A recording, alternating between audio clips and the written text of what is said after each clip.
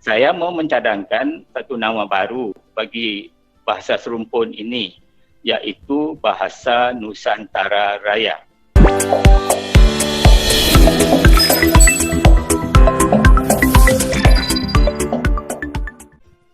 Assalamualaikum warahmatullahi wabarakatuh. Halo teman-teman, jumpa lagi di Aryan M Channel. Oke, buat teman-teman yang klik video ini, seperti biasanya saya harapkan mudah-mudahan teman-teman masih dalam kondisi sehat walafiat.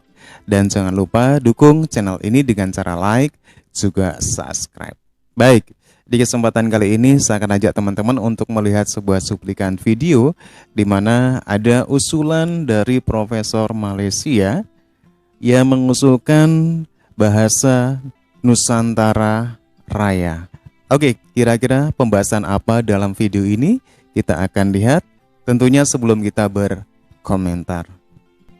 Saya menyatakan bahwa Allahyarham Bapak Muhammad Yamin pada 28 Oktober 1928 itu ilhami satu gagasan besar yang sangat penting, maknanya kepada Indonesia, yang tercatat sebagai Sumpah Pemuda yang antara lain berbunyi, kami putra-putri Indonesia menjunjung bahasa persatuan, iaitu bahasa Indonesia. Sebetulnya Sumpah Pemuda ini juga penting kepada seluruh warga yang saya panggil warga Nusantara Raya, yang termasuk di dalamnya Indonesia, Malaysia, Brunei, mungkin Selatan Thai, Singapura dan lain-lain, yang turut bertutur dalam bahasa Melayu yang sudah diangkat menjadi bahasa persatuan, iaitu bahasa Indonesia. Dan pada saya, Sumpah Pemuda itu sangat tepat bagi kami di seluruh Nusantara Raya, kerana bahasa yang diangkat menjadi bahasa Indonesia itu ialah bahasa Melayu, iaitu bahasa serumpun dengan bahasa kami, bahasa Melayu di Malaysia, bahasa Melayu di Brunei, malah di Singapura, di Selatan Thai dan sebagainya. Jadi secara kebetulan Sumpah Pemuda itu saya juga boleh anggap sebagai satu Sumpah Nusantara Raya bagi bahasa serumpun. Tetapi kita juga harus akui bahawa natif bahasa itu sentiasa mengalami transformasi dan mengalami perubahan yang besar. Jikalau dulu, tadi sudah disebutkan oleh Bapa pembicara utama, bahawa bahasa Indonesia itu, bahasa Melayu itu bahasa serumpun Austronesia. Kalau kita bicara bahasa serumpun, kita masih boleh merasakan terikat kepada rumpun bahasa itu. Tetapi apabila negara bangsa wujud, negara bangsa Indonesia, negara bangsa Malaysia, Brunei, Singapura dan itu wujud, maka naratif bahasa itu sudah menjadi naratif bangsa. Namanya juga sudah berubah.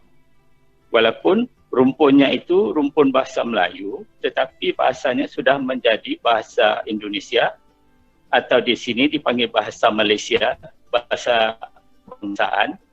Di Singapura dipanggil sebagai bahasa kebangsaan juga.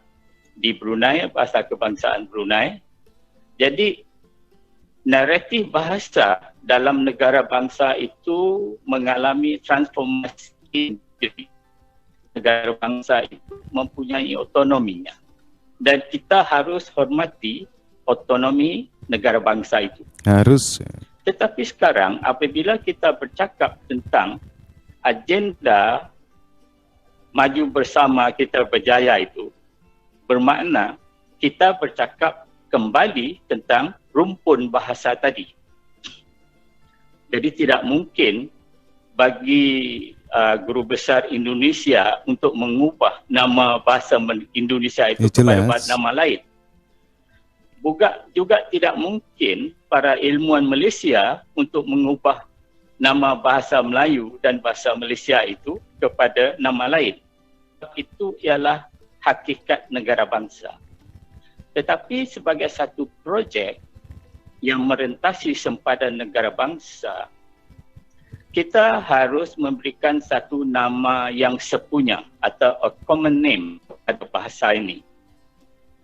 Jadi supaya bahasa rumpun itu boleh hidup membesar dengan sendirinya dengan didokong oleh bahasa negara-negara bangsa yang kita ada ini. Saya mau mencadangkan satu nama baru bagi bahasa serumpun ini, iaitu bahasa Nusantara Raya. Yang pada hakikatnya bahasa Nusantara sama, bahasa Raya. Melayu. Di Indonesia dipanggil bahasa Indonesia, di Malaysia dipanggil bahasa Malaysia, di Singapura dipanggil bahasa Singapura dan sebagainya. Jadi untuk memudahkan kita supaya kita tidak menyinggung otonomi negara. Tadi saya sudah dengar di Indonesia itu patriotisme bahasanya itu sangat teguh dan saya sangat menyokong pendirian itu. Begitu juga di Malaysia, di Brunei juga mereka mempunyai patriotisme bahasa yang tinggi. Jadi apabila kita berada di luar lingkungan negara bangsa itu, kita harus menggunakan satu istilah atau satu nama bahasa yang saya cadangkan bahasa Nusantara Raya. Itu kalau diterima. Kalau tidak, itu bukan satu perkara yang sangat besar. Dan yang terakhir ini perkara yang kecil yang mau saya sebutkan. Sekarang ini waktu kita berhadapan dengan pandemik ini, COVID ini, setiap hari kita mendengar atau melihat satu wajah baru wajah baru di mana hidung dan mulut kita ditutup Jadi kalau di Indonesia ini saya tahu namanya masker dipanggil masker. Daripada bahasa Inggeris lah, mask. Ataupun dulu dipanggil topeng. Di Malaysia dipanggil topeng muka. Topeng mesti di muka, bukan di lutut Tapi sekarang sudah diubah menjadi bahasanya lain, pelitup muka. Pada saya ini kesalahan bahasa yang sangat jelas.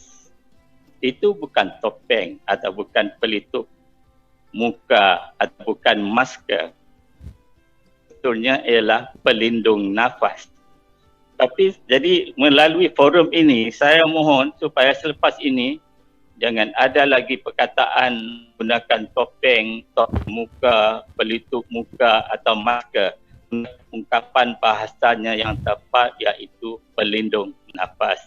Jadi itu dulu Pak Moderator, saya sudahi dengan wabillahi taufiq wal hidayah. Assalamualaikum warahmatullahi wabarakatuh. Oke teman-teman demikian satu usulan dari seorang profesor Malaysia tentang bahasa Nusantara Raya. Seperti disebutkan tadi, di mana ada satu proyek untuk menginternasionalkan bahasa serumpun, yaitu bahasa Melayu. Oke, dengan melihat usulan seperti itu jelas itu akan menghilangkan nama bahasa Indonesia sendiri.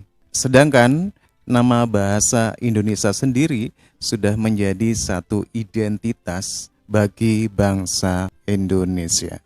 Dengan penutur bahasa Indonesia yang jauh lebih banyak daripada negara-negara ini untuk menginternasionalkan bahasa Melayu sebagai bahasa serumpun, tentunya sebagai penutur bahasa paling banyak, Indonesia akan dirugikan karena Indonesia sudah punya nama bahasa, yaitu bahasa Indonesia sebagai jati diri, sebagai identitas negara. Oke teman-teman demikian satu cuplikan video, dan menurut teman-teman gimana? Silakan teman-teman bisa berkomentar. Kalaupun ada salah kata ataupun kurang, silakan ditambahi. Terima kasih, sampai jumpa lagi di video berikutnya. Wassalamualaikum warahmatullahi wabarakatuh.